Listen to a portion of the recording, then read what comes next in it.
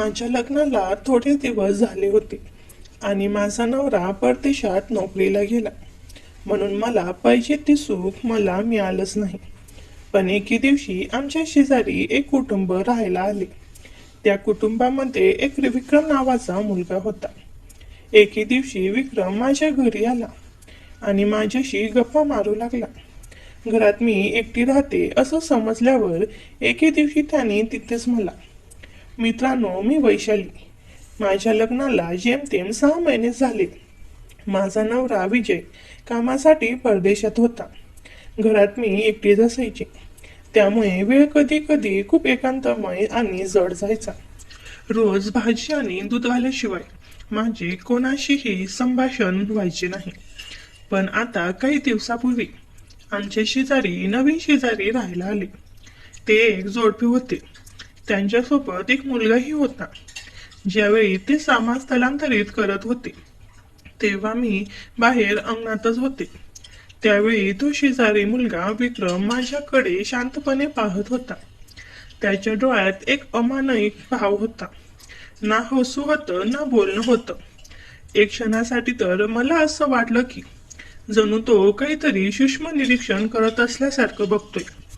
माझी त्याच्यावर नजर गेली म्हणून मी थोडं हसले, पण तेव्हाच त्याने तात्काळ नजर खाली घेतली. मला वाटलं पहिल्या भेटीत असं स्माईल करणं कुणालाही संकुचित वाटू शकतं, म्हणून मग मीही माझ्या चेहऱ्यावरचं विनम्र हास्य विरळ केलं. त्याच दिवशी काही वेळाने ती शेजारी चार्जर मागण्यासाठी माझ्या घरी आली. ती खूप बोलकी आणि मोकळ्या स्वभावाची होती, पण तिचा मुलगा विक्रम मात्र नेहमी शांत असायचा. त्यावेळीही तो तिच्यासोबत चार्जर घ्यायला माझ्या घरी आला होता आणि तेव्हाही तो माझ्यापासून नजर चोरत होता. असो, ती त्या मुलाची आई होती. ती म्हणाली, हॅलो, मी अनिता. 2 दिवसापूर्वीच मी तुमच्या शेजारी राहायला आले आहे. माझ्या पतीची ट्रान्सफर या शहरात झाल्यामुळे आम्ही ते घर घेतले. मला इथे सगळं काही नवीन असल्यामुळे थोडी माहिती घेण्यासाठी मी तुमच्याकडे आले होते. तेव्हा मी तिला म्हणाले की काही चिंता करू नका. तुम्हाला जर कसलीही गरज असेल तर मला बिनधास्त सांगा. मी तुम्हाला नक्की मदत करेल. तेव्हा ती म्हणाली, शिफ्टिंगमध्ये माझा मोबाईलचा चार्जर माझ्याने कुठं ठेवलं गेलं हे मला माहीत नाही. त्यामुळे मला चार्जर हवं होतं. कृपया तुम्ही तुमच्या मोबाईलचा चार्जर काही वेळासाठी मला द्याल का?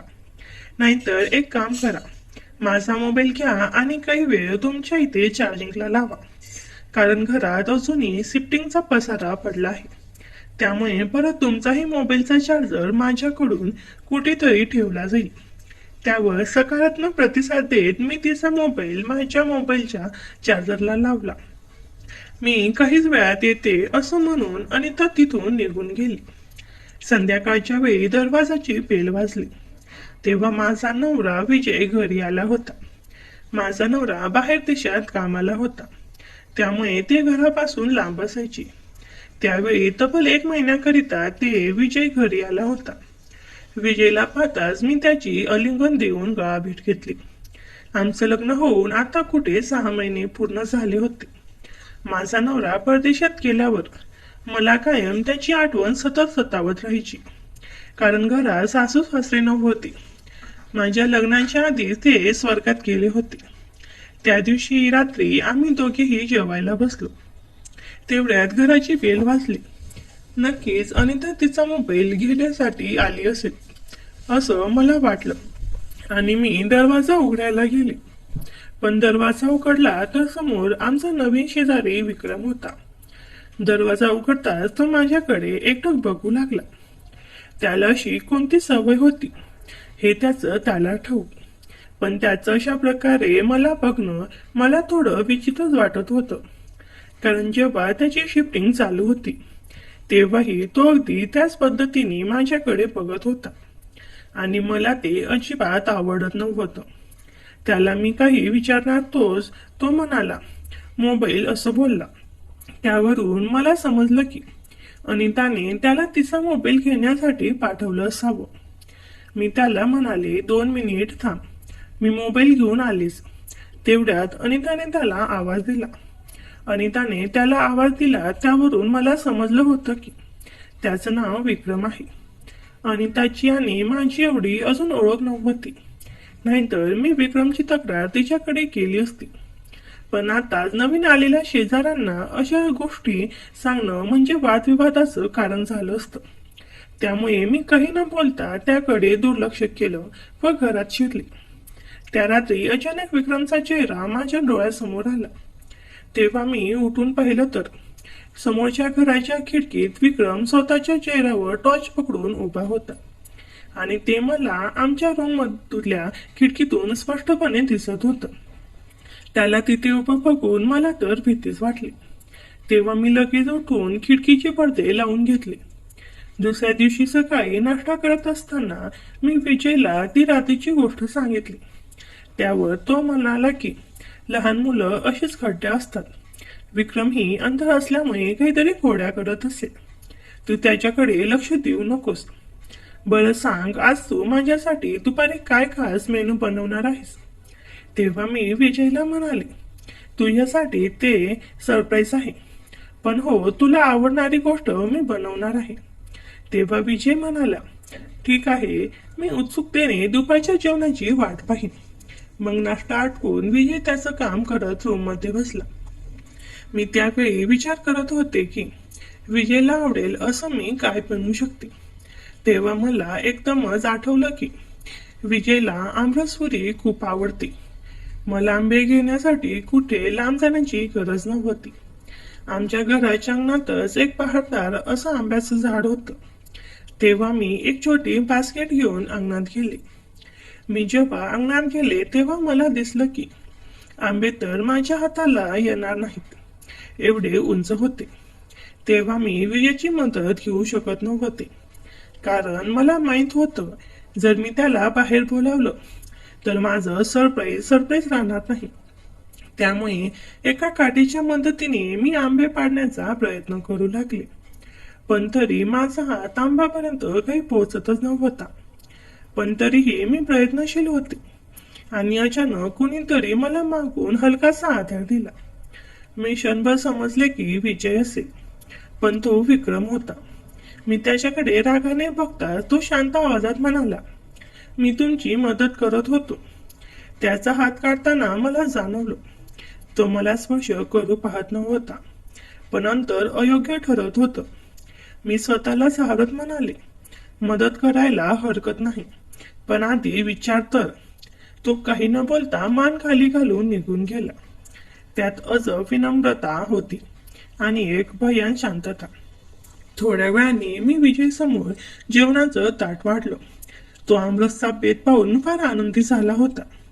तो म्हणाला, वैशाली, देवाने मला तुझ्यासारखी बायको देऊन मला खूप मोठा आशीर्वाद दिला आहे. कारण मी मनातही तेच विचार करत होतो की मला आमरसाची आठवण येत आहे आणि नेमकं तू आमरसच बनवला.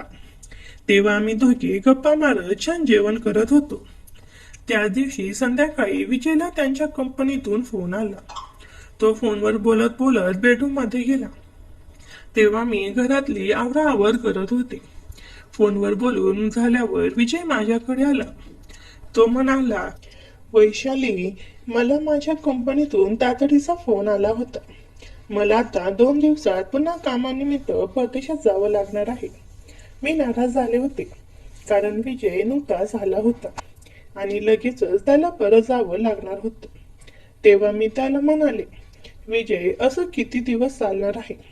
तू महिने महिने बाहेर असतोस आणि मी इथे एकटीच घरी असते. मला अजिबात करमत नाही. मलाही तुझ्यासोबत येऊन चल. तेव्हा विजय म्हणाला, आता लवकरच मी या शहरातली कंपनी जॉईन करणार आहे.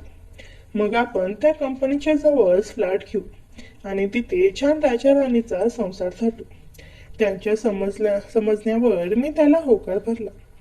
असेच 2 दिवस उलटले. त्या दिवशी संध्याकाळी जवळपास 7 वाजता विजयची फ्लाईट होती. त्याला एअरपोर्टपर्यंत सोडून मी घरी येत होते. घरात पोचताच मला फार थकल्यासारखं झालं होतं. तेव्हा मी सोफ्यावर बसले होते. तोच पुढच्या क्षणाला दरवाजाची बेल वाजली. मी दरवाजा उघडायला फार कंटाळ करत होते, कारण मी फार थकले होते. तितक्यातच एकसारखी बेल वाजू लागली. तेव्हा मी उठून दरवाजा उघडला. तेव्हा समोर अनिता होती. ती खूप घाबरलेली दिसत होती.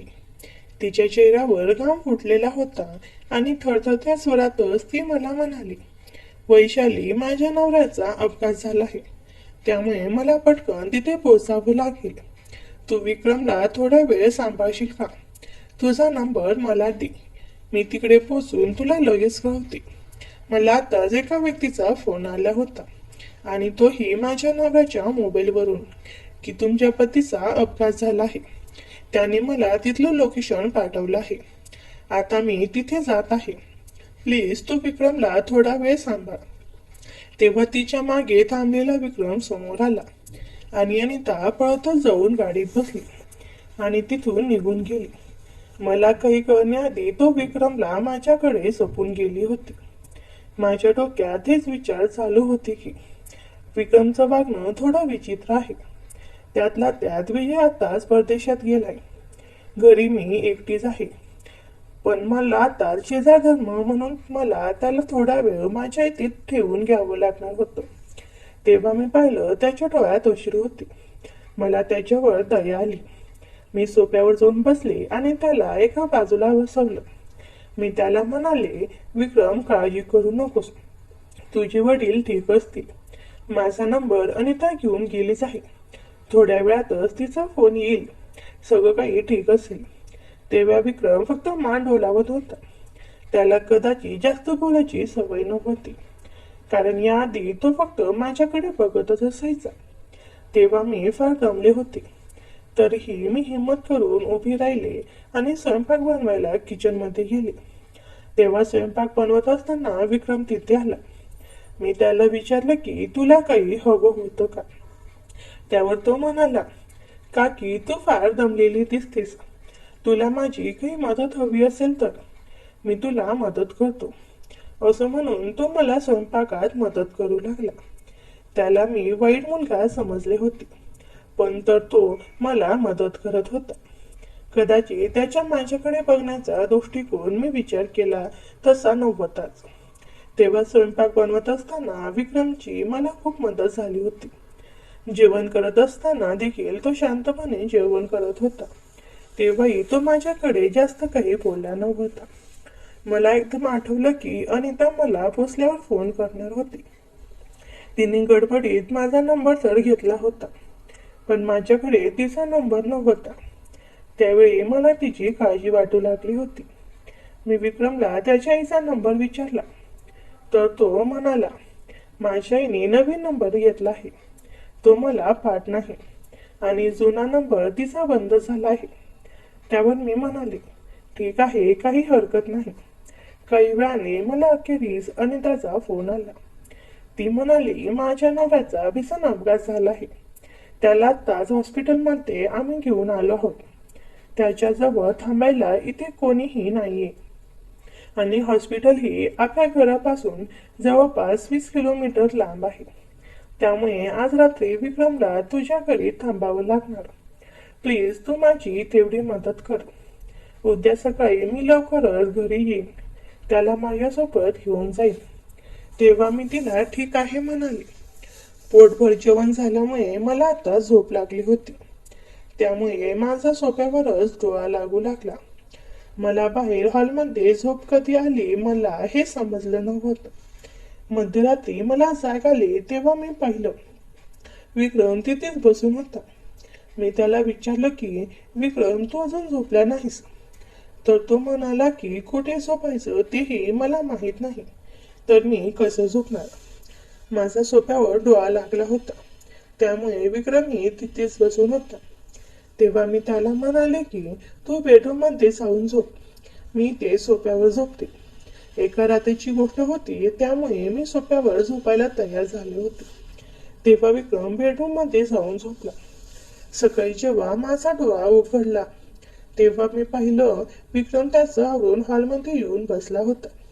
मला जाग आली तेव्हा त्याला पाहून मी तर धक्कच राहिले, कारण तो मला एकसारखा बघत होता. त्याचं तसं वागणं पाहून तो कधी घरी जातो याची मी वाट बघू लागले होते. जशी तशी मी त्याच्यासोबत घरात थांबली होती. आता मी अनिताची वाट बघत होते की ती घरी येऊन त्याला कधी घेऊन जाईल. तिची वाट बघत बघत 3-4 तास उलटले. दुपार होत आली होती, तरी अनिता अजूनपर्यंत माझ्या घरी आली नव्हती. त्यामुळे मी तिला फोन लावू लागले. तिला फोन लावला तर तिचा फोन बंद येत होता. तेव्हा मी त्याला सलग 3-4 वेळा फोन केले, पण तिचा फोन तर सतत बंद येत होता. तिने ना मला हॉस्पिटलचा पत्ता दिला होता, ना तिचा दुसरा कुठला नंबर माझ्याकडे होता. ते नवीनच राहायला आले होते, त्यामुळे मला त्यांच्याबद्दल जास्त काही माहिती नव्हती. काल संध्याकाळच्या थकव्यामुळे मला अजूनही बरं वाटत नव्हतं आणि सोप्यावर झोपल्यामुळे माझं अंगही दुखू लागलं होतं. त्यामुळे मी दुपारी बाहेरूनच जेवण मागवलं. दुपारची संध्याकाळ आणि संध्याकाळची रात्र झाली, तरीही अनिताचा काहीच पत्ता नव्हता.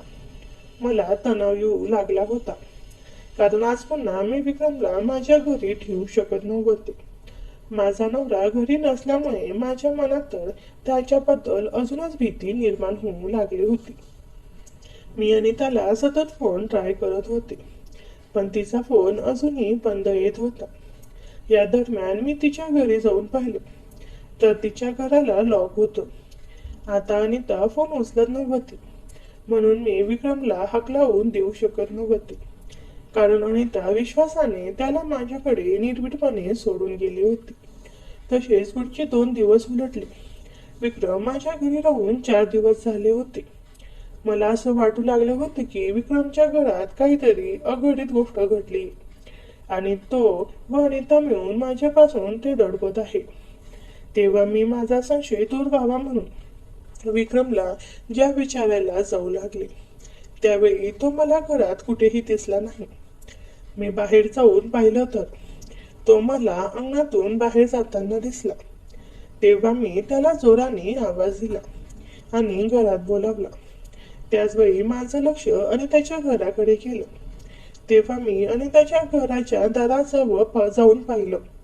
तेव्हा मला तिच्या घराच्या खिडकीतून जे दृश्य दिसलं ते पाहून तर मला खूप मोठा धक्का बसला होता.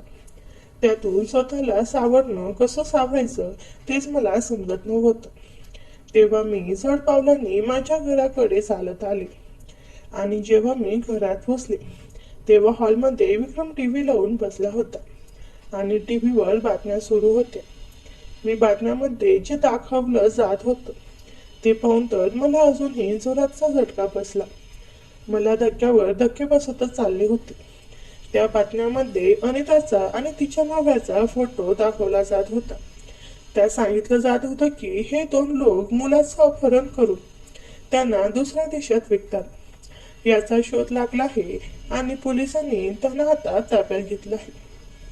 तेव्हा मला समजलं की विक्रमचाही शोध पोलीस घेत होते, कारण अनिता व तिच्या साथीदाराने, म्हणजे जी त्याला नवरा म्हणत होती, त्याने विक्रमला एका अनाथ आश्रमाच्या बाहेरून पळवून आणले होते. विक्रम हा एक मतिमंद मुलगा होता, अशी माहिती या बातमीत देण्यात येत होती. ही बातमी बघितल्यानंतर विक्रमचं माझ्याकडे एकटक नजर लावून बघण्याचं कारण मी समजले होते. मगाशी मी जेव्हा अनिताच्या घरात खिडकी जाऊन आत पाहिलं, तेव्हा मला तिच्या घरात त्याने शिफ्ट केलेली एकही वस्तू दिसत नव्हती. म्हणजेच अनिता आणि तिचा साथीदार तिथे असल्याचं पोलिसांना समजलं होतं. त्यामुळे त्यांनी रातोरात तिथून पळ काढला आणि विक्रमला माझ्याकडे सोडून गेले. ती बातमी बघून माझ्या मनातल्या सगळ्या प्रश्नाचं उत्तर मला मिळालं होतं. तेव्हा मी वेळ न घालवता पोलिसांना याबाबत माहिती दिली. पोलीस येऊन विक्रमला घेऊन गेले. घरातून जाताना त्याच्या डोळ्यात अश्रू होते. तो जरी मतिमंद असला तरी त्याच्या एखाद्या सामान्य माणसाप्रमाणे भावना होत्या. त्या दिवशी मला एक नवी शिकवण मिळाली होती की कोणावरही सहजच विश्वास ठेवू नये, कारण या जगात लोक विश्वास संपादन करून त्यामागे कट कारस्थान करण्यात व्यस्त असतात. त्यामुळे कोणावरही आंधळा विश्वास ठेवू नका. त्याचबरोबर कुणाबद्दलही गैरसमज करून घेण्याआधी त्यांची पडताळणी नक्की करा. धन्यवाद.